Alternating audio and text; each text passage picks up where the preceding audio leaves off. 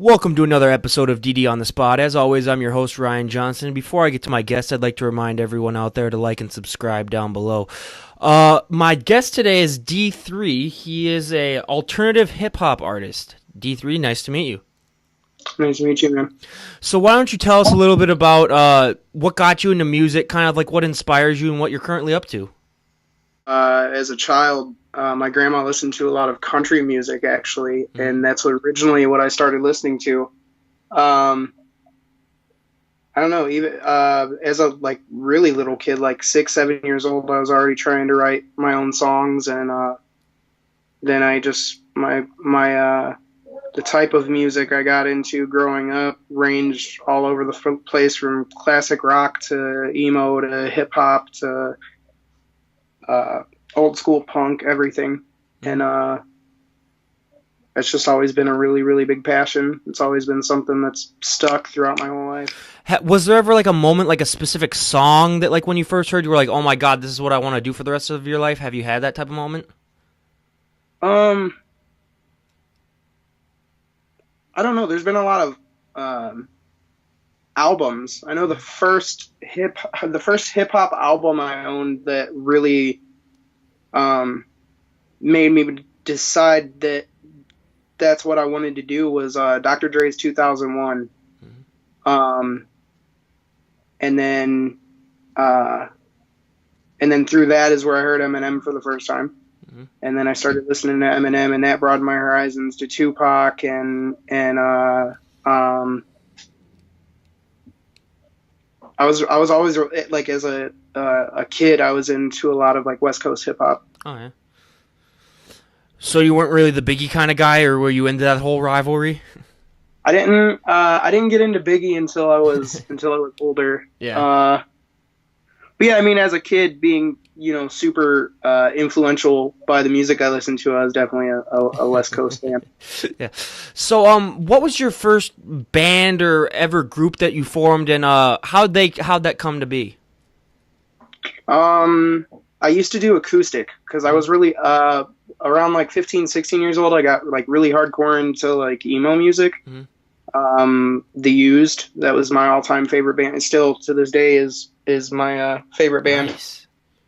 I got into like The Used and Fall Out Boy and My Chemical Romance and like Senses Fail and Under Oath and stuff along those lines. And so in the scene out here, people are super into like hardcore and metal, and it was really hard finding people who wanted to do like a pop punk type band. So I just picked up an acoustic guitar and I kind of taught myself. And I originally started with a project. It was originally called Galloway, and then it got changed to Smile As I Break. And I did like 2 or 3 acoustic shows with those type of songs that I wrote, and I just wasn't comfortable with it at all. And then I feel like as a kid, I was always like one genre at a time. Like I had a really big hip hop phase, and then I had a really big like emo phase and stuff. What was the first song that you learned to play on guitar? Wake Me Up When September Ends. Oh yeah, that's a good one. I remember my as a joke, my going into my senior year of high school, we had a party, and one of my friends, it was the last day of April, so then like when we were driving out, he just blasted that song with all the windows open, or last day of August, yeah, he blasted that. So it was right before school started. That's what I always remember whenever I think of that song. But when you're starting out in a group or in any band, what would you say is the number one biggest obstacle, and how do you overcome it?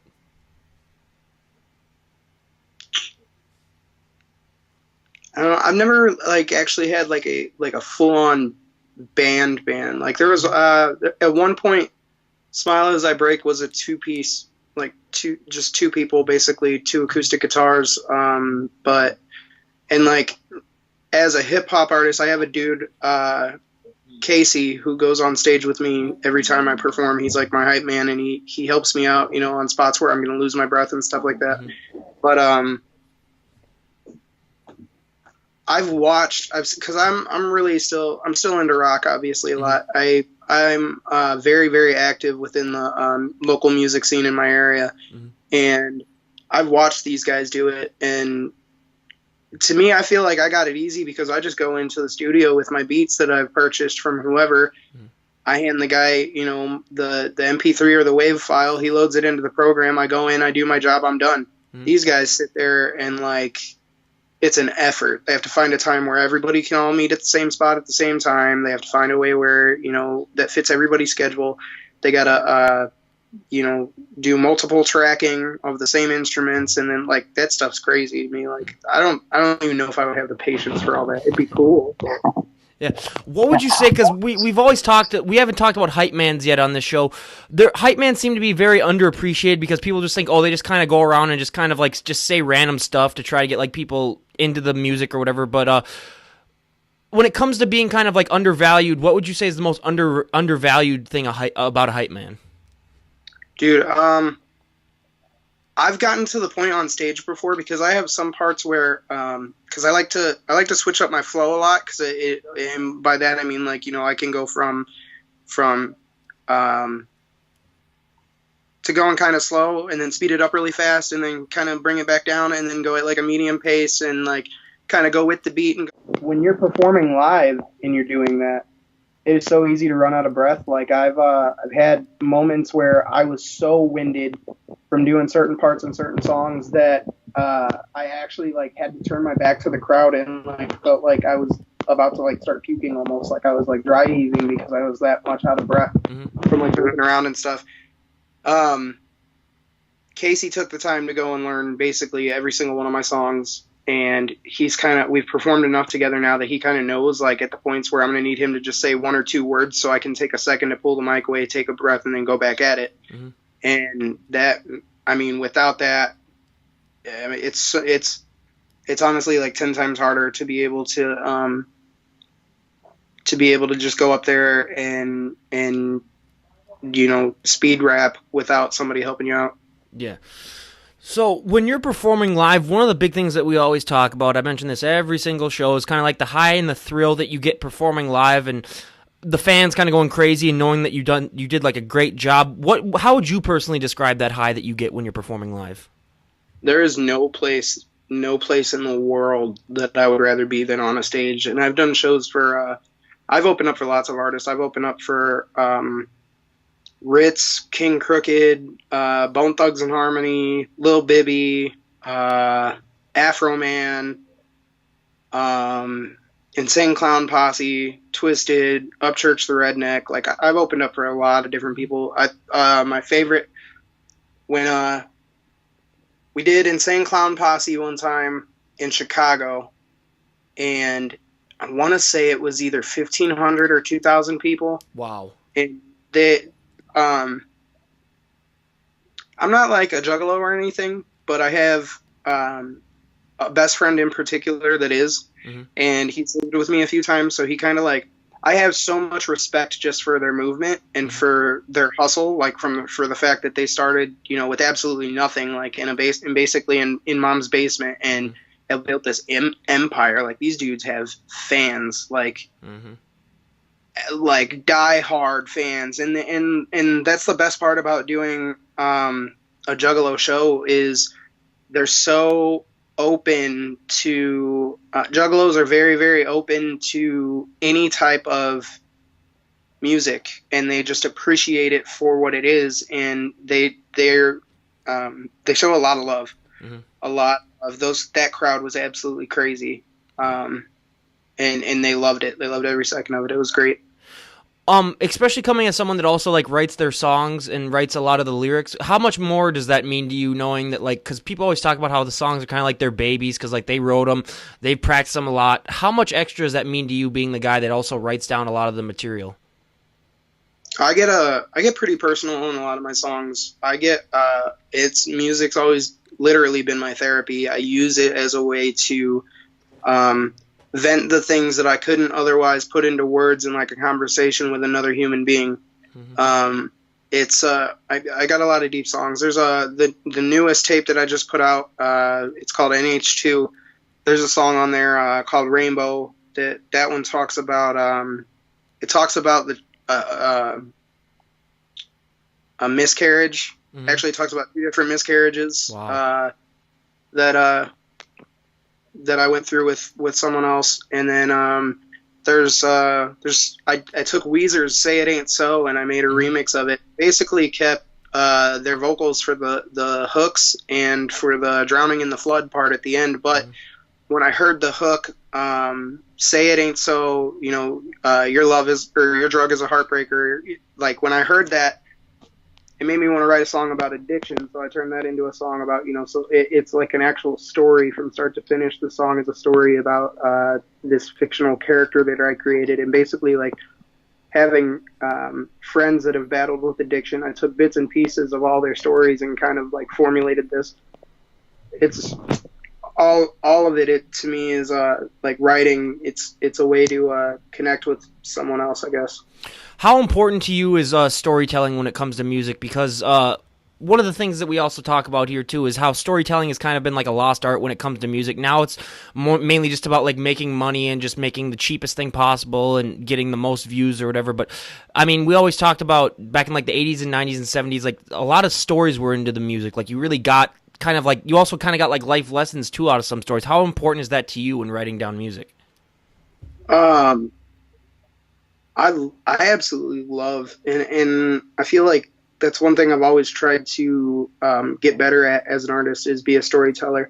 But also with what you just said too, I've tried to find balance, and by that I mean like I will look for or create beats that have the new school vibe to it.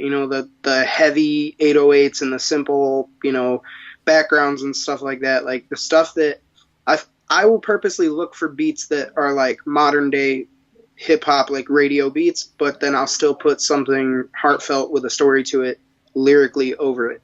Mm-hmm. So I feel like if you use that balance, people still tend to grab onto it. It's like you're almost tricking. It's kind of like how when the whole mumble rap thing, like people were tricking these kids into listening to this music by using a really hot beat, knowing that they didn't have shit to say over Oh it. yeah. So trying to do the opposite and using a hot beat and tricking them into actually listening to something intelligent. So, being a hip hop artist, we've had artists on here before, and I've always asked how important are rhymes to them. But being a hip hop artist, especially, how important is rhyming to you when it comes to your material?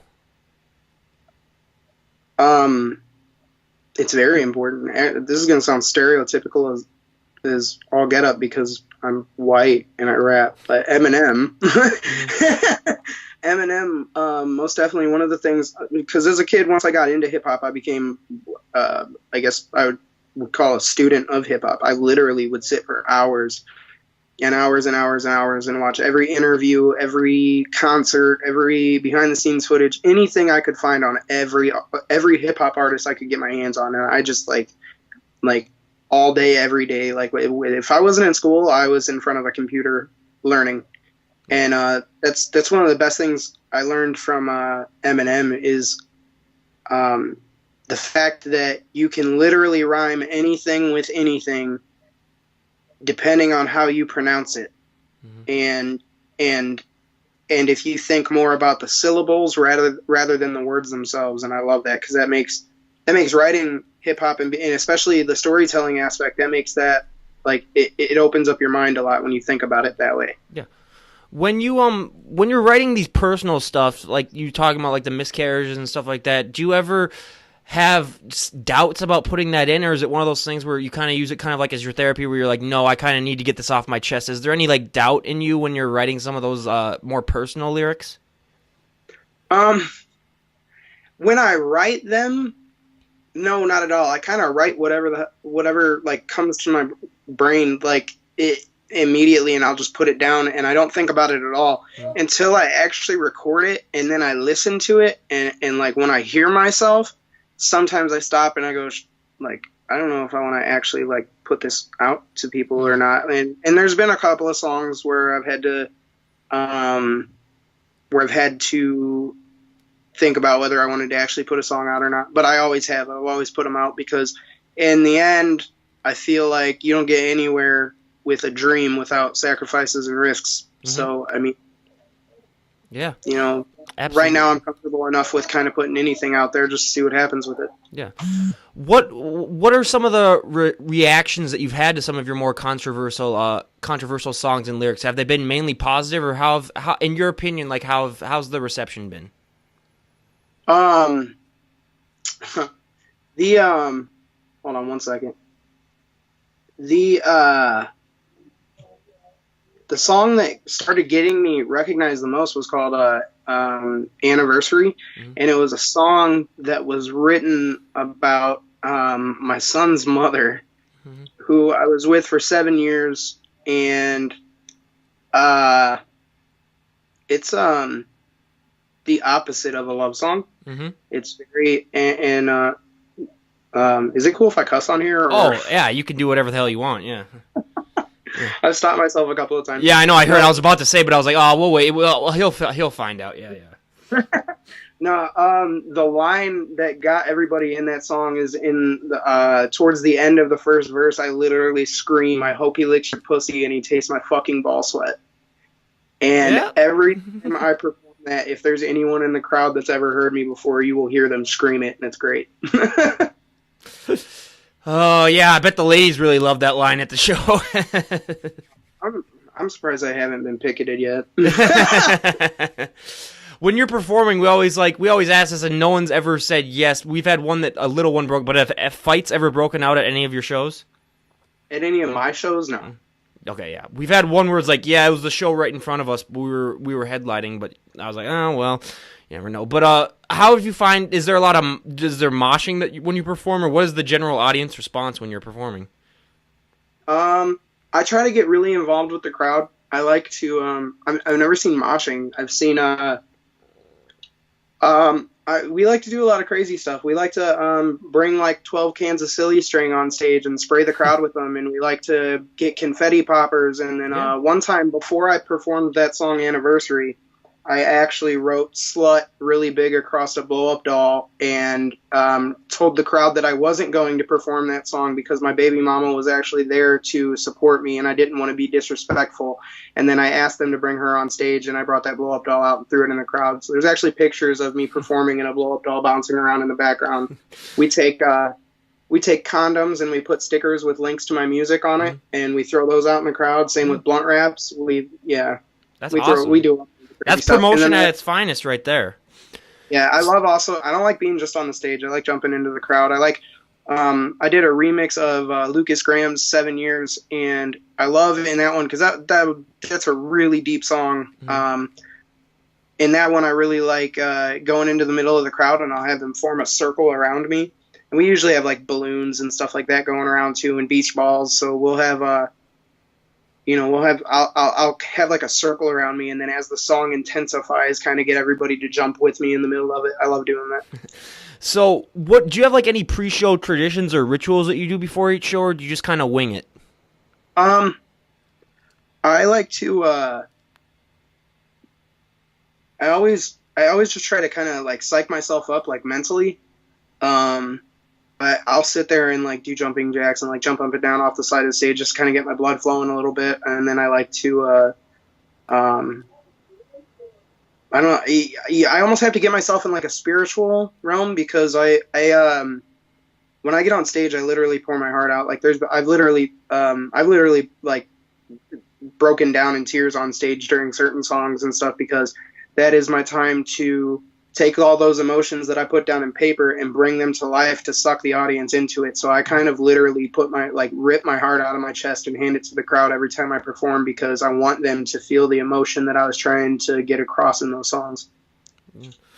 That's unbelievable. I mean, just to throw yourself out there, I mean, it's truly it's very, very courageous, and I mean, I commend you absolutely for that. Have you found that you've mainly you've gotten people to come up to you and said like, hey man, your song has like really inspired me, or it really brought back this memory? Have you had those encounters? And if you had, how special are that to you, knowing that you poured kind of your heart and soul out and people, it was well received? I've actually gotten quite a few messages, surprisingly, of people that really like certain songs for certain reasons. Anniversary is a big one. People always tell me, oh, my baby mama was a bitch too. I listen to that song anytime she pisses me off. It's hilarious. But Um, yeah, I mean, but it means a lot to me because honestly, the whole reason there's a little story I tell people sometimes, and it's kind of what got me going and wanting to take my music seriously was when I was about 18. The Used actually had a contest on their website, and you had to make like a minute long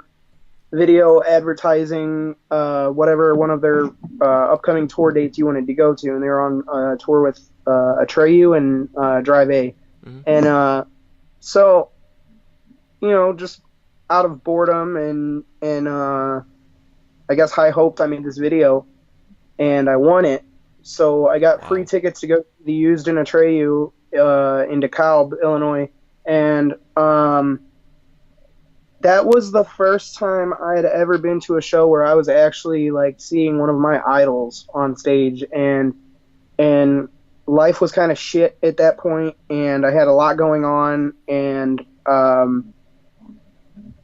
just the emotional, the overwhelming emotional like feeling you get when you see someone like that, like the fact that like nothing was wrong in my life at that point in time, being able to be chest to stage, have Bert reach down and put the mic in my face and let me sing, like and just seeing them, like that was crazy to me. I'd never seen anyone famous or any of my idols before, and there was nothing wrong with me at that point in time until at least a day or so after leaving that concert. It in my head everything was right with the world, and I hadn't been that happy like ever. Yeah. And so I guess the reason why I want to put so much emotion into my music is in hopes that if there's a kid out there that is struggling or has got a shit life or a shit family or is depressed, if one of my songs can do for them what the Used music has always done for me, then that makes it totally worth it. Yeah. How important is it to you, kind of like, since you had that positive experience meeting your idols, how important is it to you to kind of like pay it forward for some kid that maybe might like idolize you, to make sure to give them the same positive experience that you got from those guys? I mean, I always try, anybody who reaches out to me about my music, I try my hardest to make sure that I reach back out to them and contact them and have an actual conversation with them and stuff. And even like I had the song I did with Lil White called Help. I even like I'll watch, because it's on I can't remember the website, but it's like an online radio website, and it shows me when people listen to it and when they heart it or like it or whatever, and it'll actually take me to their Facebook profiles and stuff. So I'll go out of my way to message them and be like, hey, I saw that you like this song. I just wanted to say thank you. Here's a free MP3 of it or something like that, Yeah. That's unbelievable. I mean, what I've learned too from doing this podcast is mainly, I mean, people are generally good and helpful. All you gotta do is just ask, and I mean, 90% of the time you'll get a positive result out of it. So when you're done with the show, what is usually your routine after you're done with a show? Do you have like a set routine, or you just kind of like you're performing before you perform? Do you just wing it too? No, after a show I get drunk. Yeah. That's our most popular response. Scratch another one up to the drunk. Yep. What is your drink of choice after a show? Oh man, I'm a big fan of pissy beers, so Yeah. I like Reds and Angry Orchard and stuff like that. Has there been a moment where you're kind of, there's always like this cliched moment in like the rock and roll movies where the band plays live, and right before they're playing live they kind of like turn to each other, or just the artist, and they're like, yeah, we made it, oh my god, like I can't believe like we've at least like made it like musically where they've gotten more popularity. Have you had that moment yet? And if you had, where was it at? I've had that moment a couple of times. The very first big show I ever did was for Ritz and King Crooked. Ritz is signed to Tech Nine under Strange Music, and King Crooked, now we're going back to one of the first questions you asked me. This was the first person I was ever starstruck over.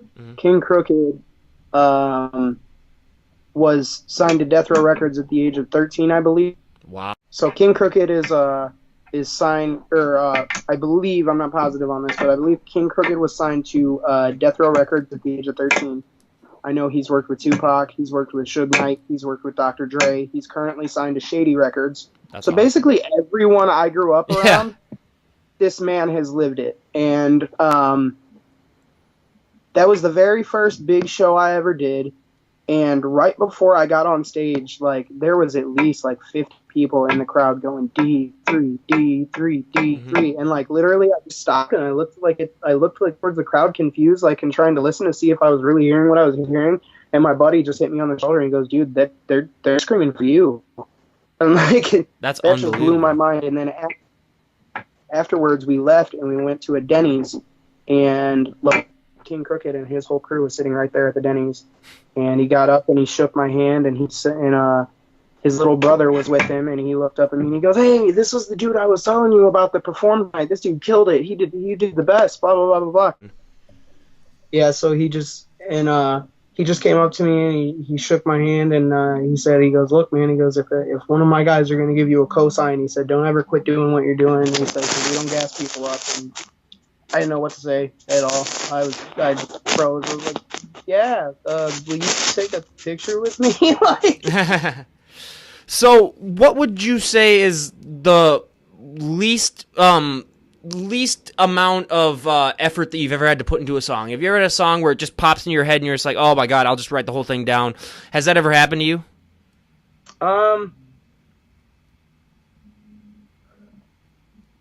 Kind of.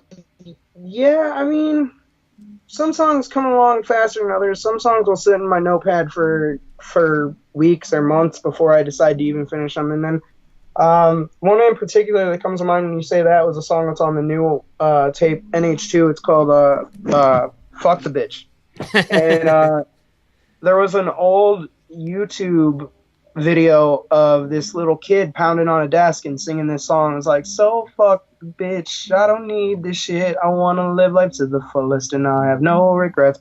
So I tried to make a beat with a sample of that in it and make that the hook to the song, and it sounded like shit.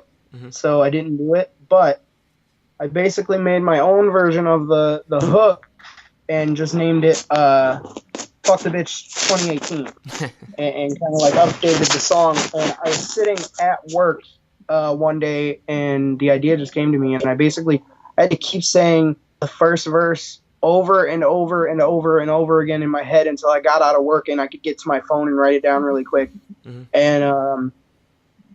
And yeah, as soon as I did that, I was going through my beats that I had, because I make playlists of beats on my YouTube, and then I basically keep them there so that way I can listen to them and try to write to them. And then if I end up writing something to it, then I'll buy the beat. If I don't end up writing something to it, then it just never gets used.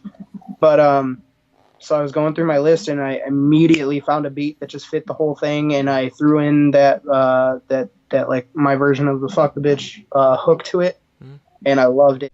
So now we're at the part of the podcast where we like to do our sort of inside the actor's studio-esque thing where we ask questions and I tally up the votes, and once we reach, I think, 50 podcasts is the thing that I agreed on, that we'd then see who had all the similar answers and who ended up winning the whole thing then. Well, it wouldn't really be the individual person, but it would be the certain answers. But so for our first question is, out of all the songs that have ever been written in the history of music, what is one song that you personally wish you'd come up with yourself?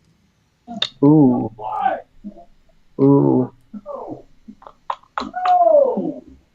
One song I wish I came up with myself. "The Way I Am" by Eminem. The Way I Am, yeah. Any particular reason why? There was just, especially at the time that it came out, it was just so raw and gritty and had so much anger and passion and just frustration all in one song, and it was produced amazingly, and his energy that he put into it just made it this really dark but lovable, like, angry hip hop song. Yeah. I've always as a writer strived to try to make something like or better than that. So out of all the artists that have ever lived, dead or alive, it doesn't matter, if you could perform with one artist for one show, who would it be and why?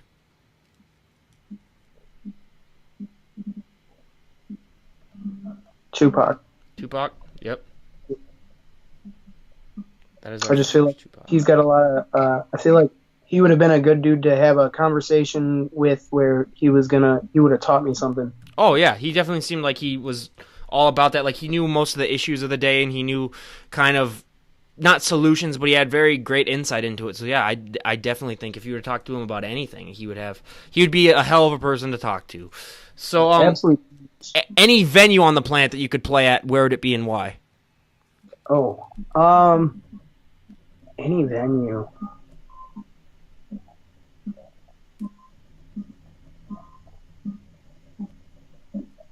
I don't know. I've never done a festival. I would just really like to do a really big like festival, like outdoor, big stage, like crazy light type of festival. Yeah, that would be awesome. We've had a lot of Red Rocks answers, so I'm glad that you didn't say Red Rocks. We've had about like 6 of them, and it just gets annoying. So, what would you say is a guilty pleasure song that you enjoy that people who've met you or even people you know might not know that you enjoy? Boom Bop by Hanson. Oh my God! When I was Hanson tattoo. when I was 5 years old, that's when that song really came out. So then my mom got my older brother the CD that it came with, and for Christmas, and that was like the biggest gift. I remember we were our generation, or like the kids I grew up, we all thought that Hanson were girls.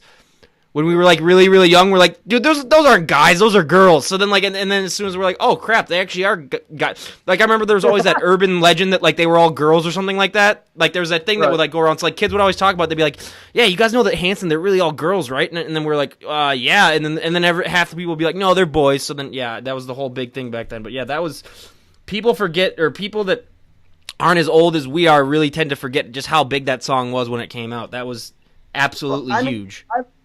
Once again, like any artist that I've ever liked, and as a kid, my sister gave me the Middle of Nowhere album by them. Yep. They had up on it, and I loved it as a kid. I still do. I'm not gonna lie, yeah. But I did a lot of research on them too, and those guys they're way like underrated because of the simple fact that people don't look past MMMBop. Yeah. But if you look at MMMBop, those dudes are actually pretty freaking talented. Have you thought about remixing MMMBop? If I could find a not corny way to do it, I definitely would.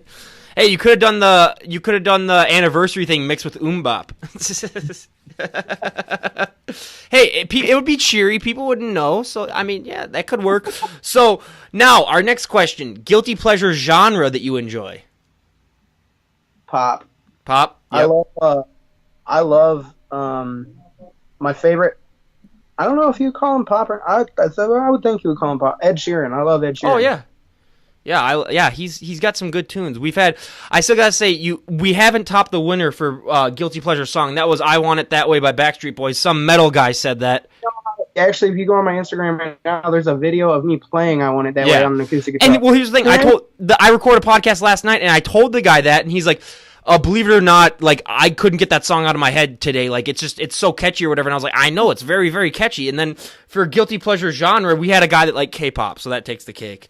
I like too. A lot of people hate country, and I like country. I like old school country. I know, like I've had a lot of people from the South on recently, and then they're all just like, yeah, we hate country because country's so famous around. I like one or two country songs, but yeah, I'm from Minnesota, and I had a lot of family that grew up in farm country in southern Minnesota, and all they did was listen to country, so I kind of hated it like growing up because that's all everyone listened to down there. But I mean, I definitely have respect for it. I appreciate it as a genre.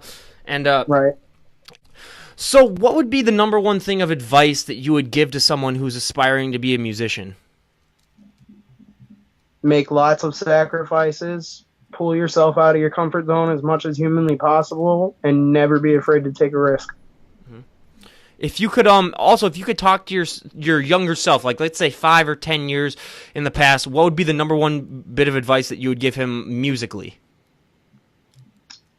Make sacrifices. Never be afraid to take risks, because honestly, that's the biggest part of it. I've always been a person. I've always had really bad anxiety. I like being where I'm comfortable, doing things I'm comfortable with, and I've found that when it comes to dreams, like that's the worst thing you can do is stay comfortable. Mm-hmm. What would what would you say? Because we always talk about in this podcast, we talk about like perseverance and how just in everyday life, people need that to just bounce off the negative and just keep that positive energy. Basically, being a musician, you especially have to deal with that. How important to you is just being perseverant and saying screw you to the critics and just keeping on, even when you might get like some negative feedback. How big is that to you?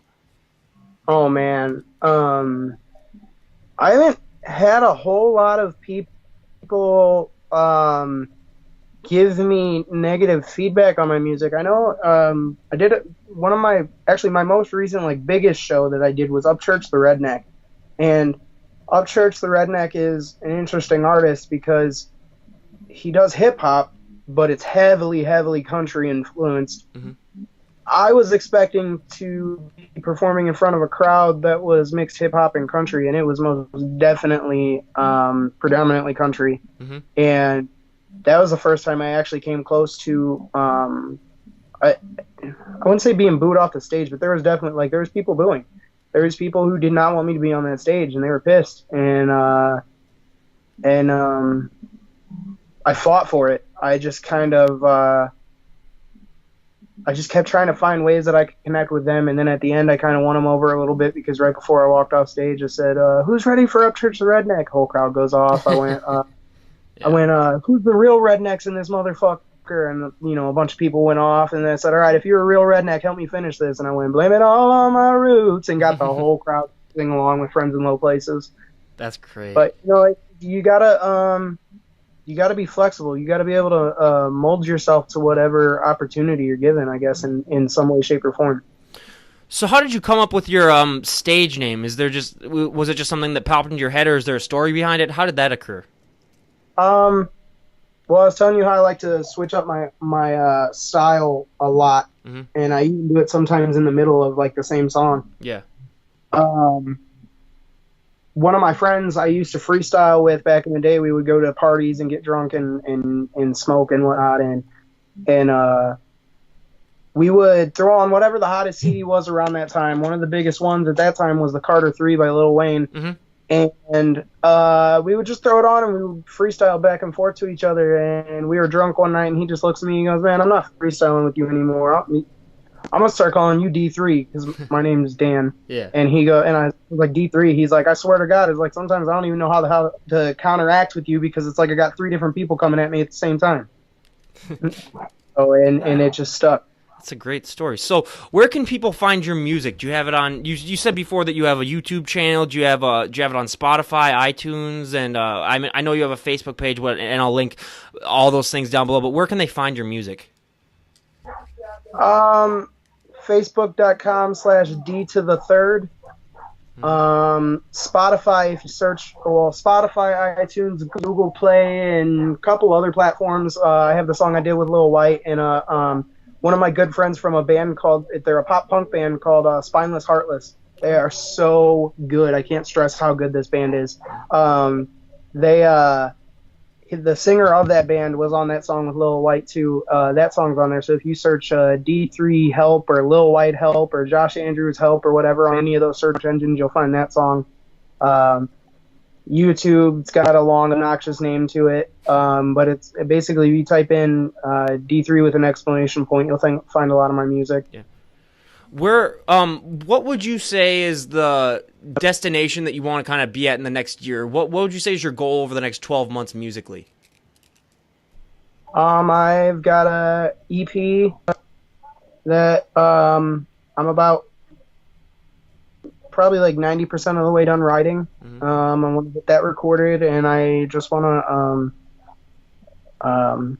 My goal is to start taking more risks, making more sacrifices, trying to expand far past any of the areas I've already covered, because I want to get my music out to different states, cities. Mm-hmm. Do you have any upcoming shows that you would like to plug? I do.